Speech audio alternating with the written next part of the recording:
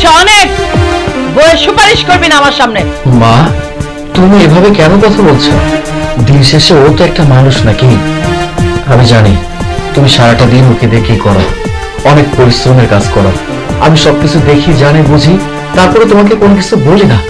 আর তুমি যদি ওকে এভাবে প্রেসার দাও, এভাবে ভারী কাজগুলো করো, তাহলে তো বাঁচবে না মা। শেষ পর্যন্ত তুই বইয়ের পক্ষ নিয়ে কথা বললি, মায়ের সাথে বেয়াদবি করলি। হ্যাঁ, তোর মুখে এই কথা শোনার আগে আমার কেন মরণ হলো না? হ্যাঁ, মা হয়েছি তোর মুখে এই কথা শোনার জন্য, বউয়ের জন্য।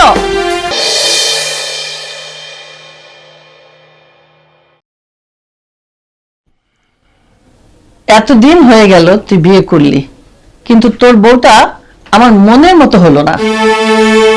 কেন মা, কি হয়েছে? পারুল তো অনেক ভালো মেয়ে, আমাদেরকে ভালো রাখার চেষ্টা করে। তুমি কেন ওকে মেনে নিতে পারছো না মা? এই তো বউর পক্ষে কথা বলিস। তুই আমাকে ভুল ভাল বুঝালে তো হবে না। আমি ওকে মেনে নিতে পারিনি আর কোনোদিন মেনে নিতে পারবো না। মা, তুমি আবারও সেই পুরনো কথা শুরু করলে। আরে বাবা, আমাদের বিয়ে হয়েছে মাত্র 6 মাস হলো। একটা মেয়ে বাবার বাড়ি থেকে শ্বশুর বাড়িতে আসার পরে সবকিছু বুঝতে তো 1 থেকে 2 বছর সময় লাগে।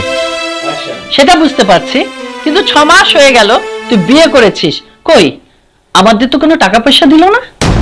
টাকা পয়সা? তুমি কোন টাকা পয়সার কথা বলছো? আমি তো তোমাকে বলে দিয়েছি আমি যৌতুক নিয়ে বিয়ে করব না। কেন কেন তুই যৌতুক নিয়ে বিয়ে করতে পারবি না?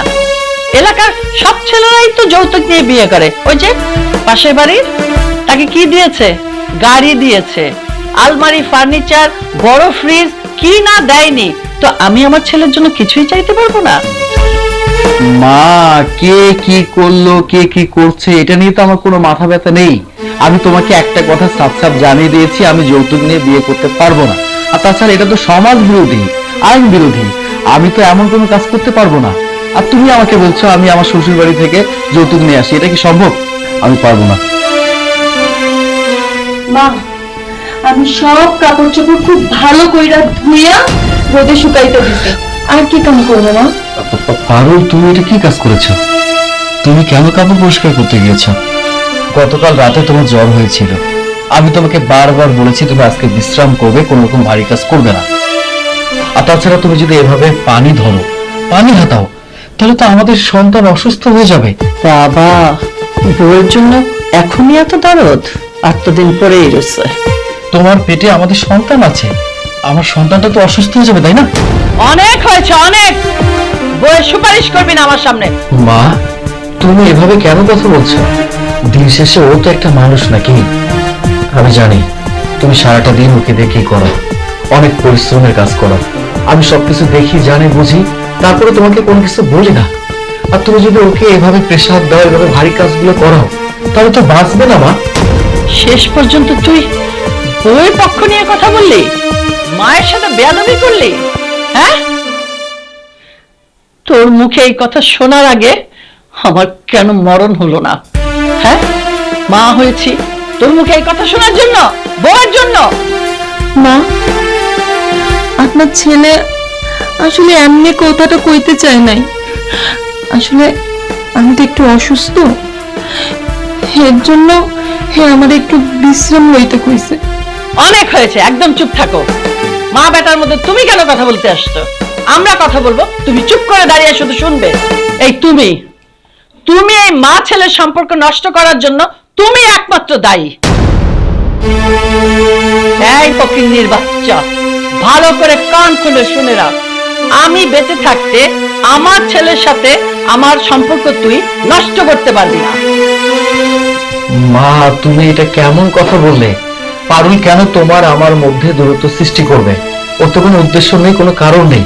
তুমি শুধু শুধু ভুল ভাবছো, উল্টাপাল্টা কথা বলছো, এমন কোনো কিছু না। পারুল, এখন শুধু শুধু কথা বলে কোনো লাভ নেই। তুমি এমনিতে অসুস্থ, তোমার বিশ্রাম নেওয়া দরকার, তুমি এখন বিশ্রাম নেবে। ওকে, চলো। এই বউটাই যত নষ্টের গোড়া। ওকে কিভাবে যে কি করতে হবে সেটা একটা বুদ্ধি বের করতে হবে আমাকে।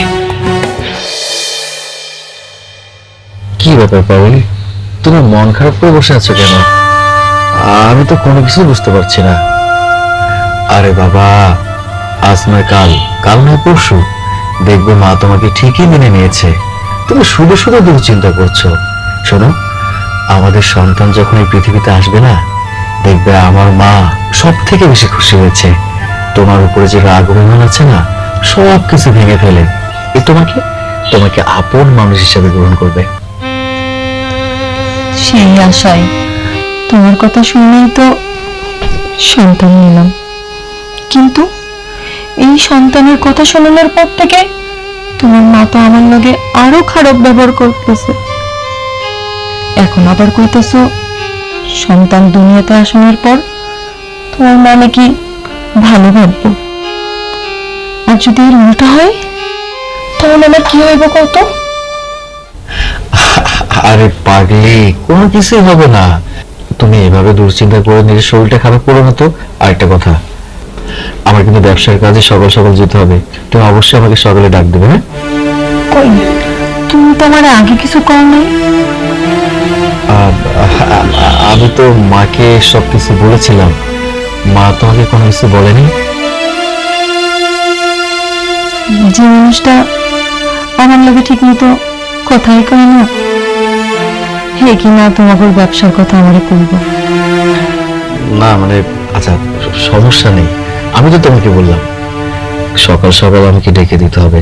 আমার আবার ওদিকে ব্যবসার কাজ, বুঝতে তো পারছো, দেরি হয়ে গেলে ঝামেলা হয়ে যাবে। ঠিক আছে, তুমি এখন লক্ষ্মী সোনার মতো ঘুমিয়ে পড়ো, বিশ্রাম নাও। আর সাবধান, আস্তে।